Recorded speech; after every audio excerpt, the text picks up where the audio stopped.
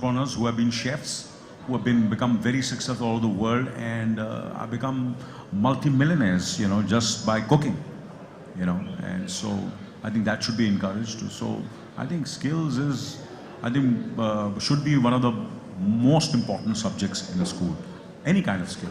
Right. Thank you, sir, for that. I am Siddharth. I'm also from the Kids Press. And I would like to ask you that one fond memory from your school which you think changed you, both of you. One? Fond memory from your school which you think that changed you in a positive way.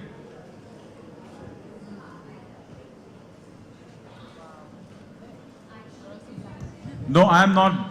Matter of fact, there is one memory which I have, which is kind of like a fear. I remember I always wanted to be an actor, and because I didn't, I was not really focused on my academics. But I've never failed in my life. I've always passed. But I used to study at the last moment and still pass. Same Which is here. wrong, and something which I learnt and which is a memory is I did an elocution competition. I won that elocution competition. I won the second prize, so I felt very, I felt very, happy, but So somewhere I think, something went, I got a little swollen head. And then I had a debate competition, inter-school debate competition. So in the school I won, and in the debate competition, I tried to learn it at the last moment. And when I went on the stage, I went blank, completely blank.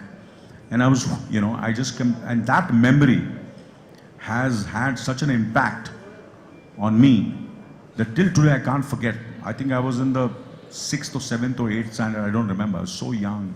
But that memory is not gone. And that really, it's not a fond memory, but it's a memory which really and that's something which I can never forget. So after that, whatever I do, I try my best that I prepare. So I think, that's what really I gained from that. So that's one of the memories which I have in my, which I remember from school, that I completely went blank when I went on stage. I just didn't know what to say. You can imagine, I so still frightening. have that. So frightening. I still have that problem. For me, it's probably we had a annual drama school competition. So that's where I first started getting into drama. So every year we would have like an inter-school. Many of the schools in Ooty and around Ooty would come together and perform plays and have a competition and stuff. So for me, that was always something I really looked forward to, and I always saw it as a fun thing. I never realized that I was also educating myself for my career at the time. So it was great.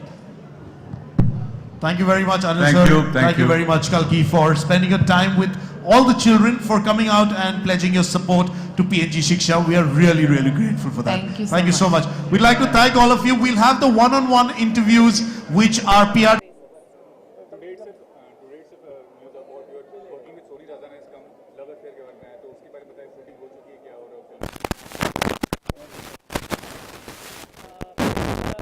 It's going to take place at a later point. But what is the story line and what kind of role you are playing in the movie? Love Affair is about a woman who is in love with two men, and it's about what she chooses in life, and what chooses her as well. I don't want to reveal too much of the story.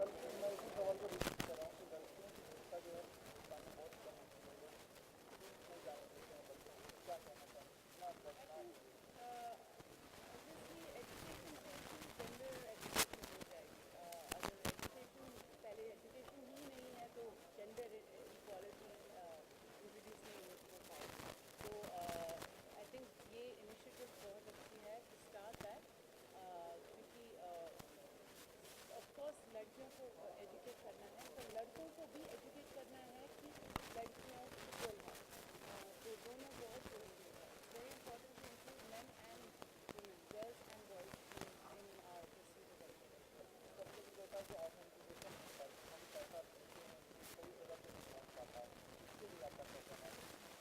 इसीलिए मैं शिक्षा के साथ क्योंकि मुझे जानती हूँ कि कैसे कहाँ जाते हैं.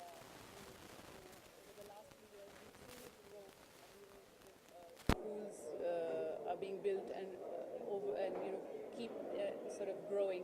So I think it's a very clear indication that the money is going to the right place. Lastly आप ज़्यादा से ज़्यादा ऐड हो जुड़े हाँ, एब्सोल्युटली शिक्षा एक इनिशिएटिव है जो आई थिंक 11 साल से हो रहे हैं और इट्स वेरी डिपेंडेबल और it's very easy to support it because PNG is a brand which is very widely known. Most of our home products, Tide, Gillette, Whisper, these are products we need to use on a daily basis. So you are probably already contributing to Shiksha without even knowing it. So thank you for doing that. And maybe you can be more brand conscious next time you choose to buy something.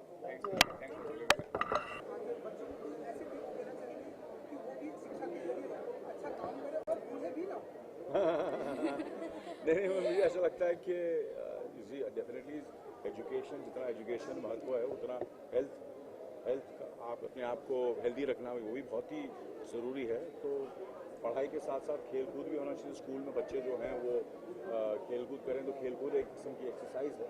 तो मैं यही उनसे कहूँगा कि जितना ध्यान आप पढ़ाई में देते हैं थोड़ा बहुत ध्यान खेलकूद में भी देना चाहिए।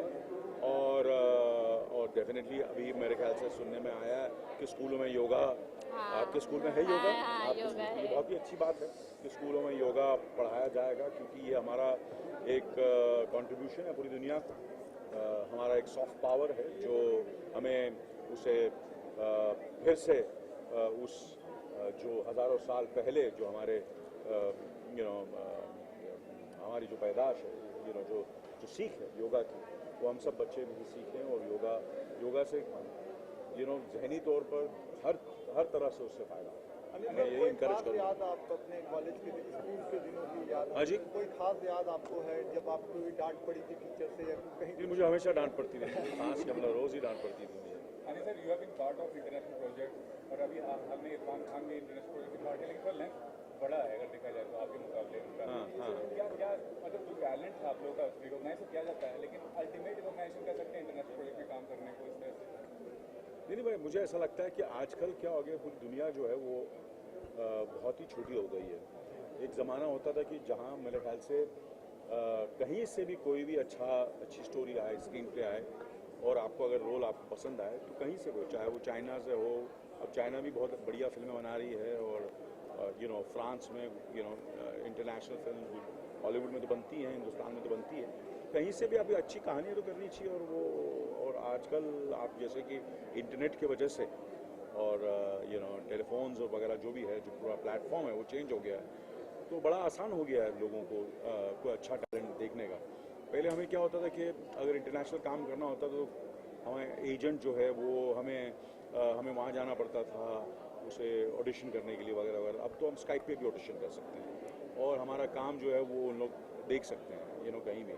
तो मुझे लगता है ये मैंने कहा था जब हमारी फिल्म रिलीज़ हुई थी कि ये शुरुआत है। देखो आगे देखो, ऐसे बहुत से कलाकारों को बहुत ही अच्छा और बढ़िया काम मिलेगा। मुझे खुशी नहीं, ऑफकोर्स है तो सही ना, वो तो सही बात है ना। देखो मैं ये तो है क्योंकि आप दुनिया के प्लेटफॉर्म पे काम कर रहे हैं और दुनिया आपको देख रही है, तो डेफिनेटली अचीवमेंट है। अनिल सर, आजकल क्या हो गया कि बॉलीवुड इंडस्ट्री में अभी पीएनजी की बात करो भैया। पीएनजी में जो होता है ना, पीएनजी पीएनजी देखिए, मैं शिक्षा का मैं तो चाहूँगा कि कोई ऐसी फिल्म बने जो जैसे पीएनजी कर रहे हैं, कि ऐसी कोई फिल्म बने, ऐसे ही कोई जो इनकरेज करे, जो एक ऐसा मैसेज पूरी दुनिया में और हिंदुस्तान में फैलाए कि कितनी ज़रूरी है शिक्षा। और मुझे ऐसा लगता है कि ऐसी फिल्म किसी को बनानी चाहिए। मुझे लगता है जैसे कि बड़े बड़े जो हमारे फनकार थे, डायरेक्टर्स थे, उन्होंने बनाई हैं फिल्में। जैसे राज साहब ने बनाई और वी शांतराम जी ने फिल्में बनाई हैं, तो ऐसी फिल्में बननी चाहिए। अनिल सर, आजकल बॉलीवुड में ये ट्रेंड चला है कि सभी लोग अपना प्रोडक्शन हाउस खोल के बैठे हुए हैं, तो बाहरी लोगों के चांसेस कितना आप मानते हैं कि जैसे सलमान खान हुए वो अपना प्रोडक्शन, शाहरुख तो अच्छी बात है ना, अच्छा है, लेकिन कहीं ना कहीं ये एक वो करता है कि डिफरेंशिएट क्रिएट। नहीं बिल्कुल नहीं। ऐसा कुछ आपका क्या टेक है इसमें? नहीं, बिल्कुल कोई डिफरेंशिएशन मुझे लगता है कि अच्छी बात है। हम जितनी फिल्में बने उतना बेहतर है हमारे इकोनॉमी के लिए और जनता के लिए जो अच्छी फिल्में देखना चाहते हैं। तो हम तो चाहेंगे कि वो जनता जो हमारी कंज्यूमर्स है उनसे, वो हमारे अन्नदाता है, उनसे हमें हमारी रोटी पानी मिलती है। तो हम अच्छी फिल्में बनाएंगे तो हमें जितना एक्सपीरियंस है एज एन एक्टर ऑल्सो, और हम मुझे ऐसा लगता है कि हम ऐसी भी फिल्म बना सकते हैं जो, जैसे मैंने गांधी माय फादर बनाई थी, वो दूसरा कोई प्रोड्यूसर तो बनाता ही नहीं, क्योंकि उससे लगता है कि ये बड़ा रिस्की प्रोजेक्ट। तो एज एन एक्टर मुझे लगा कि मैं बना सकता हूँ, मैं ये मैं ये कदम उठा सकता हूँ। तो इसी तरह मेरे ख्याल से कितने जो कलाकार हैं, जो हीरोज़ हैं और एक्टर्स हैं, वो इसलिए फिल्म बनाते हैं कि उनको ऐसा लगता है कि ये प्रोड्यूसर, उनको लगता है कि ये इकोनॉमिकली या कमर्शियली वायबल नहीं है, तो वो अपनी दिल से फिल्म बना सकते हैं। जैसे कि मैं कहा कि पीएनजी और शिक्षा पर भी फिल्म बनानी चाहिए, तो हम जैसे कलाकार कर सकेंगे ये सब चीज़ें। लास्ट अगला अपना जो अगला मैं जो असाइनमेंट या प्रोजेक्ट जो मैं कर रहा हूँ वो 24 जो बहुत ही कामयाब रहा पहला सीज़न, उसका दूसरा सीज़न मैं शूटिंग शुरू कर रहा हूँ। जैसे ये बारिशें बंद होंगी उस पर मैं दिलो मेहनत से, सिंसियरिटी से हम सेकंड सीज़न 24 का आप लोगों के सामने पर छोटे पर्दे पर आप मुझे फिर दोबारा 24 में देखें एज जय Singh Rathore. You are one of the best director, producer, anchor as well in the industry.